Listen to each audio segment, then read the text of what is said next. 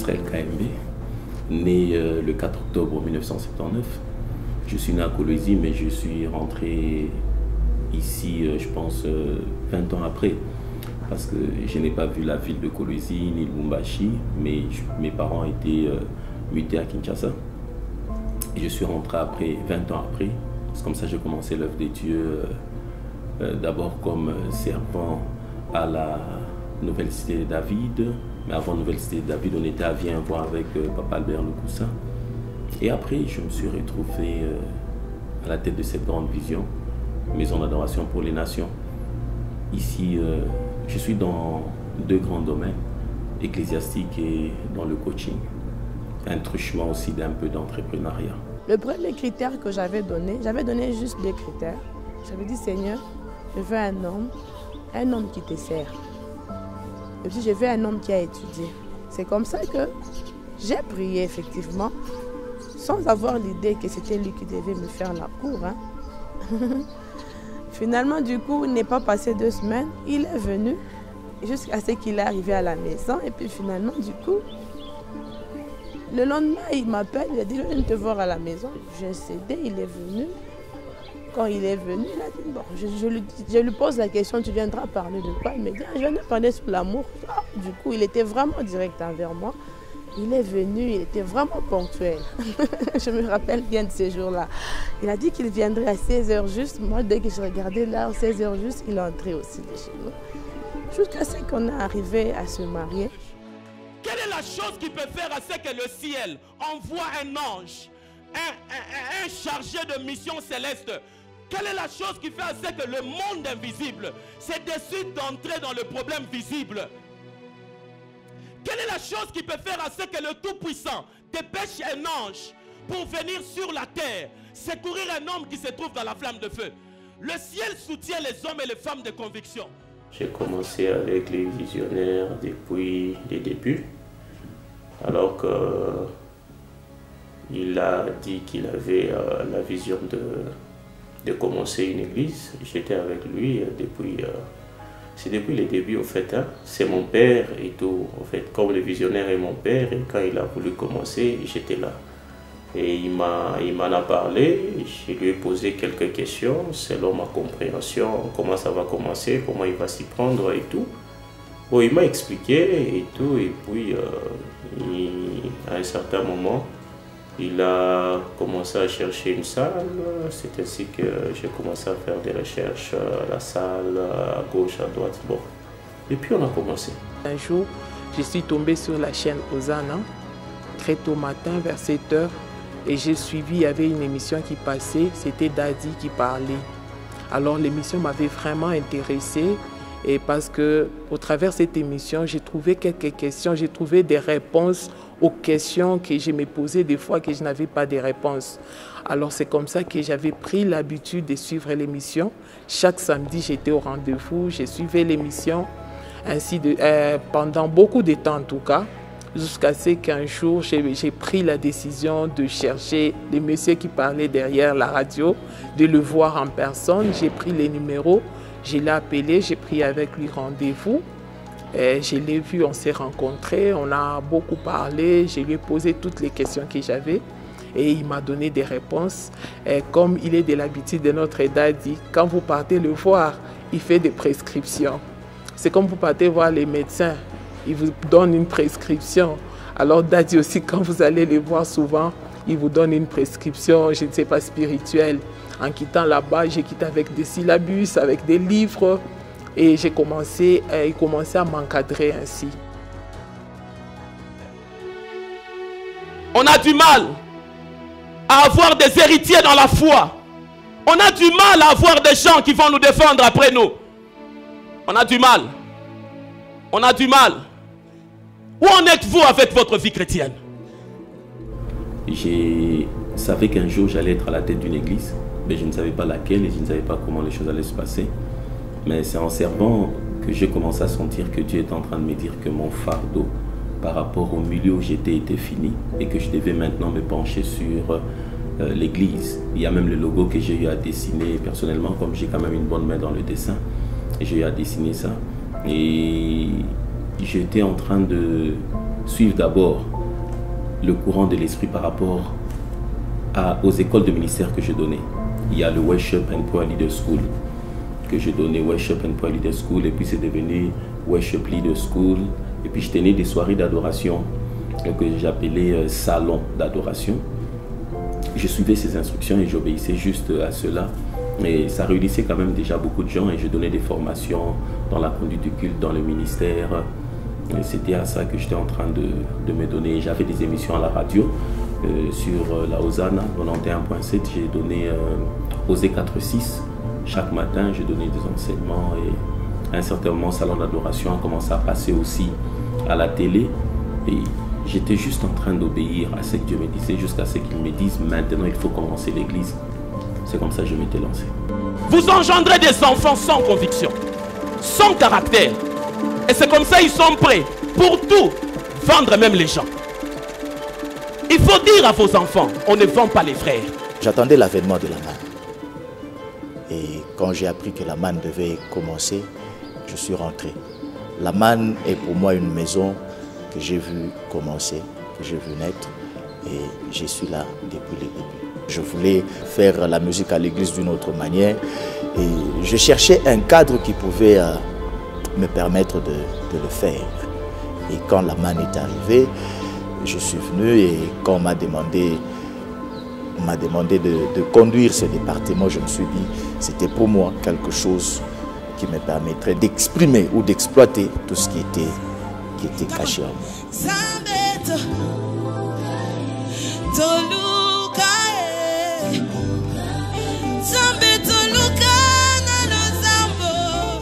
Chanter, j'ai chanté déjà depuis toute petite, mais apprendre à chanter, c'est à la maison d'adoration pour les nations. C'est là que j'ai appris la musique. Parce que c'est là que j'ai rencontré même des coachs dans la musique, des professeurs et tout. C'est à la manne que j'ai appris à chanter. J'ai chanté seulement, mais la musique, vraiment, je commençais à apprendre à la manne. C'est la manne qui a fait en sorte que je puisse découvrir en moi que j'avais une carrière. Je ne savais pas. En fait, je ne savais même pas que j'avais une carrière. J'aimais la musique, mais je ne savais pas que j'avais une passion et par rapport à la musique, je ne savais pas. Quand j'ai commencé mes répétitions, les mêmes dimanches que j'étais à la manne pour la première fois, j'ai vu la chorale en train de prester. Je me disais au-dedans de moi que j'avais quelque chose à donner. J'avais quelque chose à donner, même si je ne m'y connaissais pas trop, mais je me disais que j'avais quelque chose à donner. Et puis j'ai commencé à la manne, à la répétition, je venais. On répétait au bureau du pasteur. Je ne savais pas que lui là, il nous entendait. Un jour, un dimanche, je vois seulement qu'il dit là devant, donner les micros à Lauriane. D'abord j'étais surprise et tout, je me dis, hey, je dois prendre les micros. Je commençais à chanter dans le culte, c'était magnifique, je ne m'attendais pas. Et puis, avec le temps, il a commencé à me donner un coup de pouce et tout. Je commençais à avancer. Je me suis rendu compte que j'aimais la musique plus que tout. Même quand je disais que j'aimais la musique plus mes études, c'était faux. Mais là, je sens que la musique est ma passion et je pouvais écrire des chants.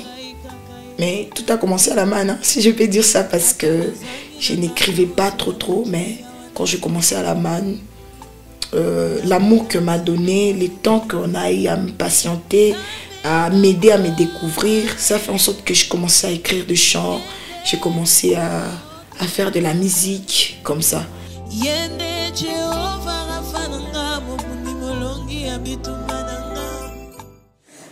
avons été prédestinés dans son amour à être ses enfants d'adoption par Jésus-Christ selon le bon plaisir de sa volonté.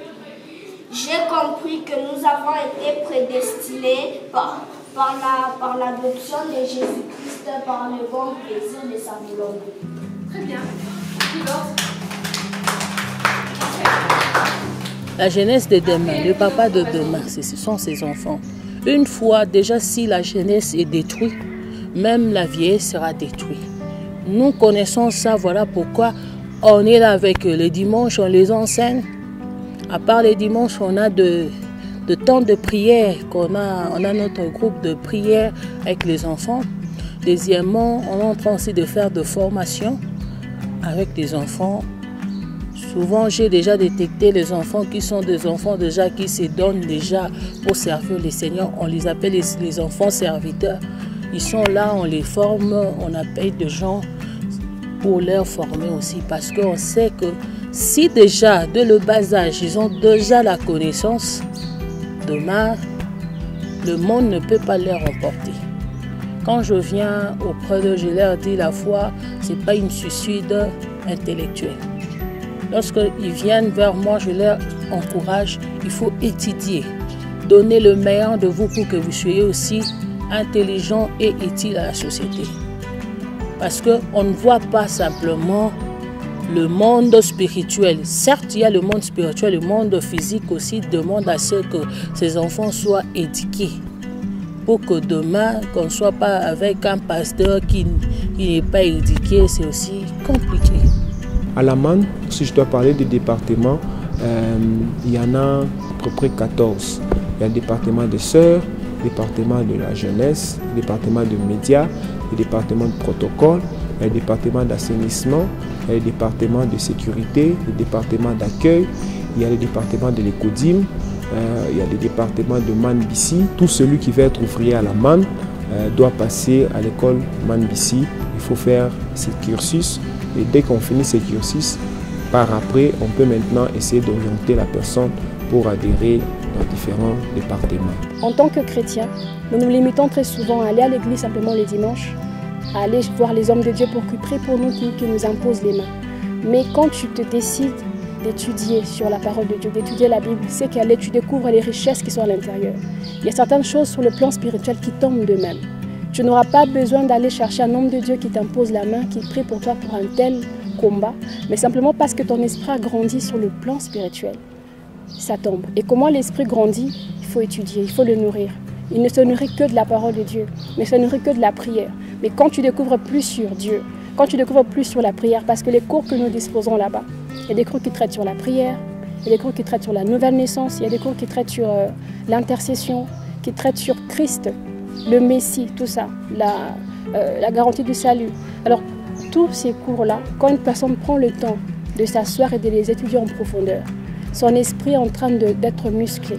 Et ça sera une grande victoire pour cette personne. Parce qu'il y a quelqu'un qui a dit, si rien ne change en toi, rien ne changera autour de toi.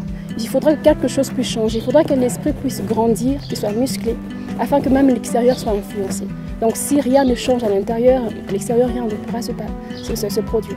On ne cherche jamais à connaître les losers, on cherche à connaître ceux qui réussissent. Tu seras l'objet d'une étude lorsque tu vas opérer selon la lumière. Je prie pour toi ce matin, je prie que Dieu illumine les yeux de ton cœur. Les femmes et serviteurs doivent comprendre que accompagner son mari dans les ministères, ce n'est pas contrôler au fait de sa vie. Aider son mari, c'est le mettre à l'aise. Dans quel sens? Par exemple, il rentre les soirs et toi, tu l'accueilles normalement. Et puis, il te dit, par exemple, je rentre et puis demain, j'ai des trucs à faire, je dois prêcher. Tu les laisses à l'aise. Quand tu arrives, tu commences à émettre des tas de besoins. Tu as ton état, tu es fâché, ça ne va pas le mettre à l'aise.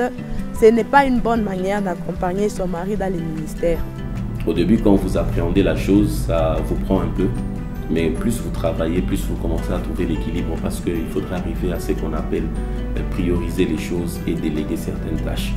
Ça va permettre à ce que vous puissiez jouir de votre équilibre en tant que père, pasteur, coach et différents rôles que vous pouvez jouer.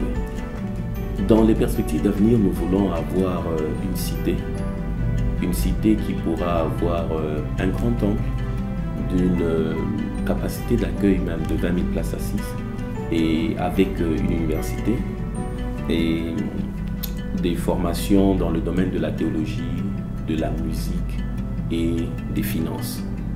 Théologie, musique, finance et leadership. Nous voulons avoir un complexe pareil où les gens peuvent être formés dans les finances, dans le leadership, dans la musique et dans la théologie. C'est la plus grande chose, avoir une cité pareille et avoir des extensions qui vont permettre à ce que le message soit répercuté de manière fidèle pour toucher les nations.